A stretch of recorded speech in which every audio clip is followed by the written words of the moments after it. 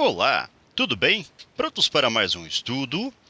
Bem, nós vamos agora estudar um pouquinho sobre regressão linear. E nesse contexto, quando surge uma necessidade de se verificar eventuais correlações entre duas ou mais variáveis, pode-se utilizar de conceitos vinculados ao que se denomina análise de regressão. Pode-se dizer que a análise de regressão tem por objetivo descrever, através de um modelo matemático, uma relação entre duas variáveis, partindo de N observações dessas variáveis. E então, falando sobre isso, para este estudo será considerada a análise de regressão linear. A variável sobre a qual se deseja fazer uma estimativa recebe o nome de variável dependente, e a outra recebe o nome de variável independente, assemelhando-se ao que se verifica ou ao que ocorre no estudo de funções. Assim, supondo x uma variável independente e y uma variável dependente, procura-se determinar o ajustamento de uma reta à relação entre essas variáveis, ou seja, procura-se obter uma função definida por. Nós vamos ter então, no ajustamento da reta, y que é igual a ax mais b. Essa é a definição que podemos utilizar quando consideramos a regressão linear, em que a e b são os parâmetros, ou seja, a e b são também conhecidos como os coeficientes dessa nossa função. E nesse sentido, então, vamos pensar em um exemplo, em que, considerando-se uma amostra aleatória, tomada por 10 dos 100 alunos de uma classe de uma certa faculdade A e pelas notas obtidas por eles em matemática e física, o coeficiente de correlação entre essas notas ou entre as notas dessas disciplinas, tem um índice de 0,91. Isso significa que a correlação é forte. Então, existe uma certa correlação entre as notas de matemática e as notas de física. E o que nós vamos fazer é, entre aspas, plotar essas informações ou colocar num gráfico.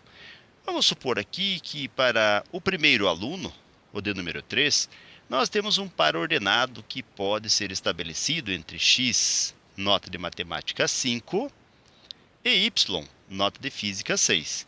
E aí formando pares ordenados em cada uma dessas linhas para cada um dos alunos.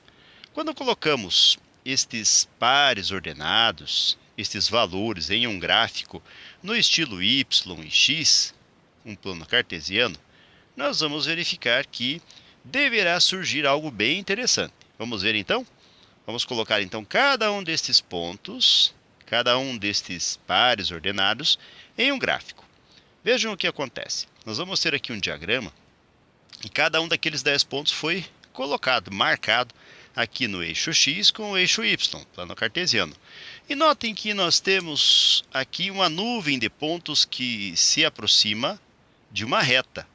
E sendo assim, nós podemos então verificar que existe uma certa linearidade nos dados e que esses dados eles vão oscilar em torno, aproximadamente, de uma reta. E, nesse sentido, então, pode-se concluir pela forma do diagrama desses pontos, do diagrama e desses pontos, que se trata de uma correlação retilínea, de modo a permitir o ajustamento a uma reta, imagem da função definida. Então, nós definimos isto por uma função, e vamos apresentar em um modelo matemático vinculando esta ideia, em que y é igual a x mais b. Então, quando nós vimos lá, em nosso gráfico, uma reta, nós podemos dizer então que a configuração desta reta obedece ao modelo matemático apresentado agora, em que y é igual a x mais b. E nós temos também, para se ter o valor dos parâmetros, ou seja, do valor de A e o valor de B, nós vamos contar com a ajuda de mais alguns modelos matemáticos. Para determinar o A, nós temos este modelo, esta, entre aspas, fórmula. Para a determinação de B, nós temos aqui, e levando-se em conta, claro, para A, um N como sendo a quantidade de elementos que nós observamos. No caso ali do exemplo que citamos, são os 10 alunos. E na determinação de B, nós vamos utilizar aqui a média dos valores de y, ali representados pelos alunos de física, os dx, ali representados pelos alunos de matemática.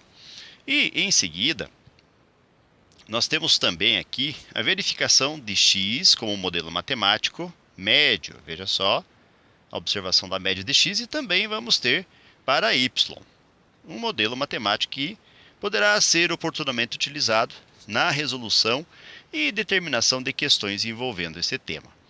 Bem, continuando então mais um pouquinho, nós podemos pensar que, como se está fazendo uso de uma amostra para se obter os valores dos parâmetros, naquele caso os 10 alunos das duas disciplinas, o resultado na realidade é uma estimativa da verdadeira equação de regressão.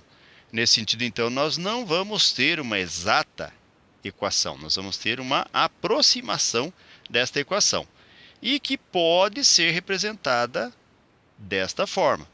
Veja que ao invés de nós colocarmos y igual a ax mais b, nós colocamos uma indicação de que y é um estimador ou uma estimativa, com a e b calculados para o nosso x aqui, que é o que vai variar, ou no caso a variável independente determinada ali, ou exemplificada anteriormente. Muito bem, então agora nós vamos pensar o seguinte. Nós vamos considerar aquele exemplo anterior, em que nós temos uma amostra aleatória formada por 10 dos 100 alunos de uma classe de uma faculdade A, e pelas notas obtidas por eles em matemática e física. O coeficiente de correlação entre as notas dessas disciplinas tem índice 0,91, ou seja, a correlação é forte. Com essas informações, determine a função de regressão para os dados da tabela dessa amostra. Muito bem, nós vamos ver então como funcionam esses dados, essas informações compartilhados agora há pouco, em forma conceitual. Com um cálculo prático, nós vamos em busca da função que nos permitirá, entre aspas, prever resultados, estabelecer novos resultados. E para isso, aquela tabela inicial estudada foi ampliada procurando obedecer à fórmula para o parâmetro A. Veja que nós criamos uma coluna aqui para x multiplicando y e uma para x ao quadrado. Tudo isto em obediência ao que está na fórmula. Mas nós vamos precisar somar a coluna de x. E ao fazer a soma, nós vamos obter como resultado 65. E ao somarmos os números de y, também vamos ter o resultado 65, é só fazer a soma. Quando multiplicamos x por y, vamos obter 5 vezes 6, que é 30, 8 vezes 9, 72, 7 vezes 8, 56, depois 100, em seguida 30 e assim por diante. 49, 72, nós temos o 12, o 48, o 4 e vamos precisar somar os elementos dessa coluna.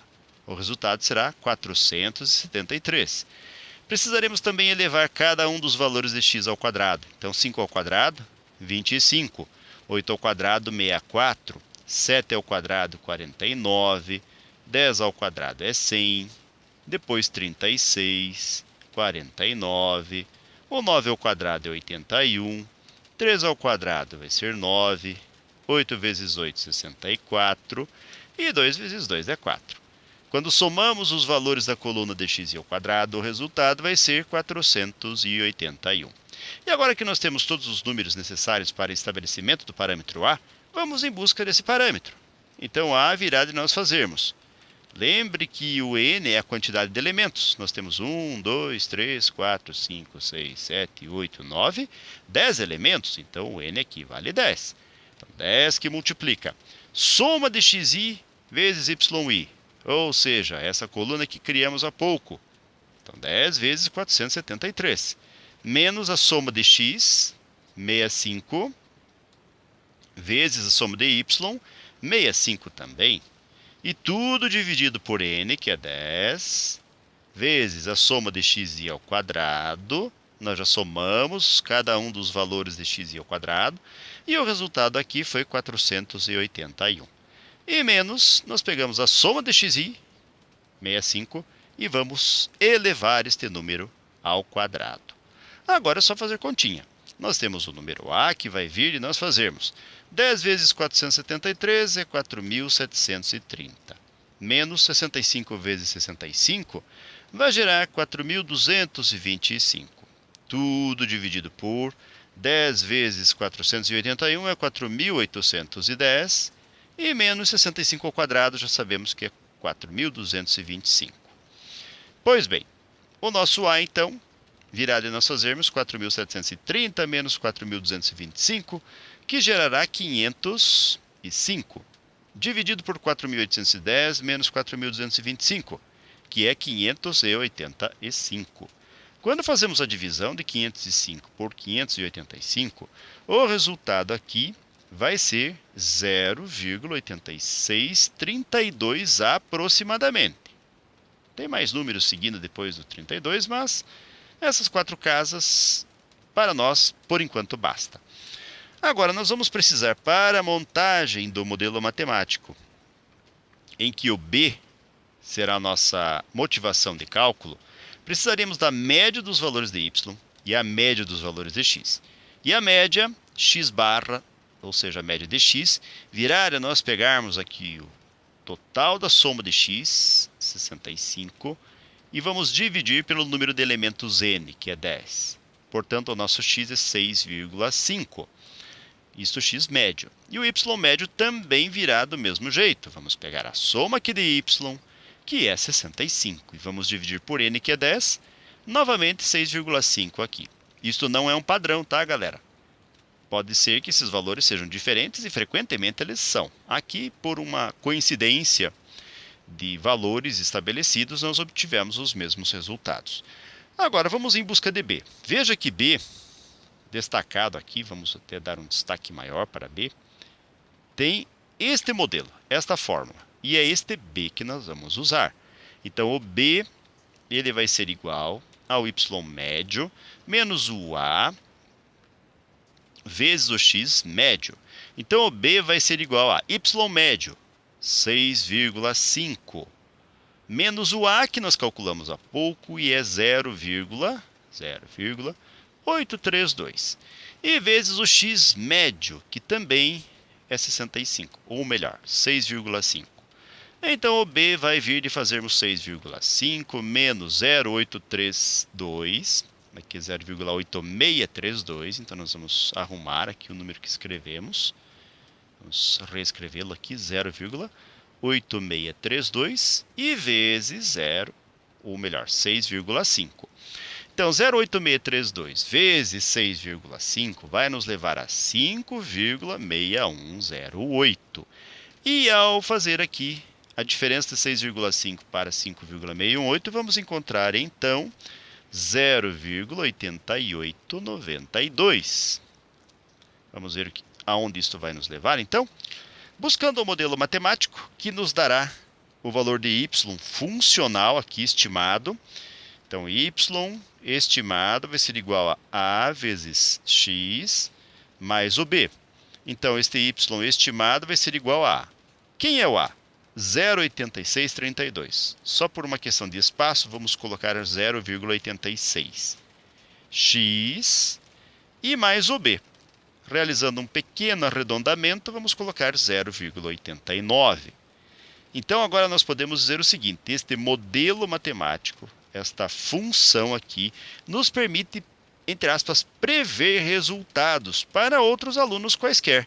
Basta nós termos o valor da nota de qualquer outro valor, de qualquer outro aluno. Por exemplo, eu pego um aluno que tem nota 8, coloco aqui na nossa função estimada e nós teremos a nota para y, a nota para física. Isso, claro, se considerarmos x, matemática, como sendo a variável independente e y, física, como sendo a variável dependente. Ok, galera? Bem, essas funções que nós determinamos, como eu já disse, nos permitem estabelecer formas de realizar previsões. Claro que elas não são exatas, mas elas nos levam a boas estimativas médias do que pode acontecer com determinadas variáveis em situações futuras. Ok? Com esses resultados, conclusões e pensamentos, nós chegamos ao final de mais um breve estudo. Desejo para vocês tudo de bom. Muito sucesso em sua caminhada, que vocês sejam muito felizes. Se puderem e quiserem, retornem outras vezes. E até o nosso próximo estudo. Até mais e tchau!